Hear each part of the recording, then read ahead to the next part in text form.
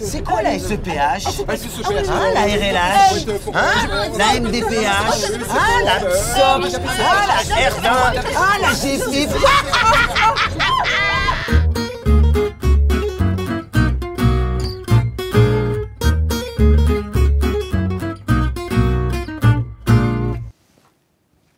Aujourd'hui, on va parler handicap avec des employeurs locaux.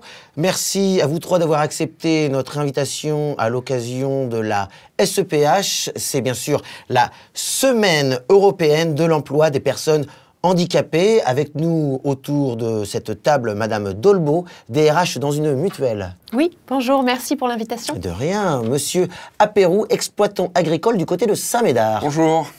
Et Monsieur Sabatier, vous gérez une entreprise dans le domaine du bâtiment. Tout à fait, oui. Bonjour, bonjour à tous.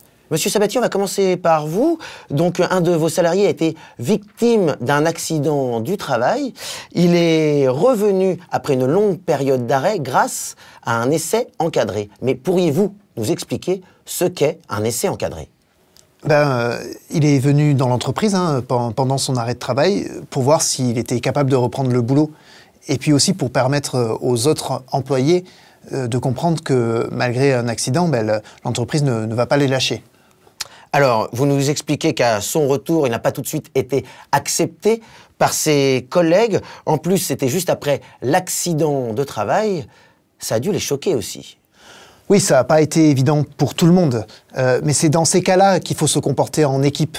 Et je pense que c'est le rôle du patron d'être là pour la cohésion. Et pour ça, la GFIP nous a bien aidés. Ils sont venus nous voir, ils nous ont expliqué et ils ont épaulé les salariés. Alors le handicap, ça touche tout le monde, même les chefs d'entreprise, n'est-ce pas, Monsieur Apérou? Ah bah oui, un salarié comme employeur. Moi, par exemple, j'ai une reconnaissance de travailleur handicapé. Ça se voit pas comme ça, mais je suis handicapé. Alors le fait d'être handicapé ne vous a pas freiné à en embaucher un handicapé qui embauche un autre handicapé? Ce n'est pas un handicap pour l'exploitation? Non, moi, ce qui m'importait, c'était surtout de prendre quelqu'un qui était motivé, qui avait déjà des compétences et avec qui, avec Cap Emploi, on a adapté le poste. De votre côté, Madame Dolbeau, une fois que les postes sont stabilisés, le handicap est-il moins présent? Ce qui est vrai dans une exploitation agricole, l'est-il aussi dans une mutuelle? Oui, tout à fait.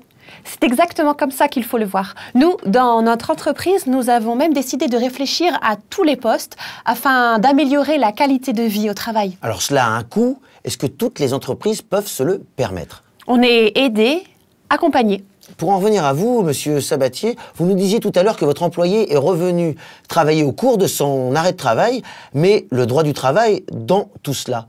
Peut-on solliciter un salarié au cours de son arrêt de travail? Je ne savais pas quoi faire. J'attendais que le salarié m'appelle parce que je pensais que je n'avais pas le droit de le contacter. Et puis je ne voulais pas qu'il se sente sous pression.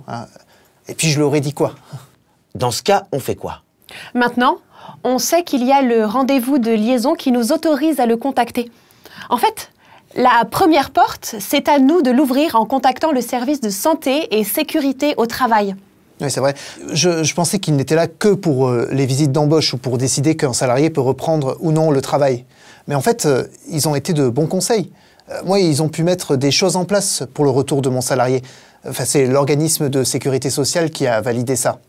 Moi, je pensais que pendant un arrêt de travail, il ne pouvait que rester chez lui à se soigner. Alors que là, le fait de reprendre son poste avant son embauche réelle, ça l'a beaucoup aidé.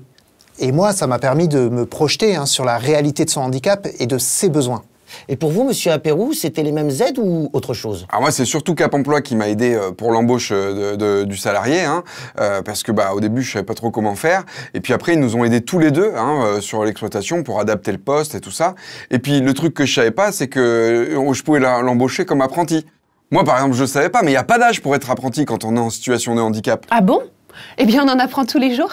Et vous savez qu'il y a une aide à destination des employeurs qui a pour objectif de compenser financièrement les conséquences du handicap sur l'activité professionnelle? Je sais, c'est ça qu'il a eu, mon salarié. Ah!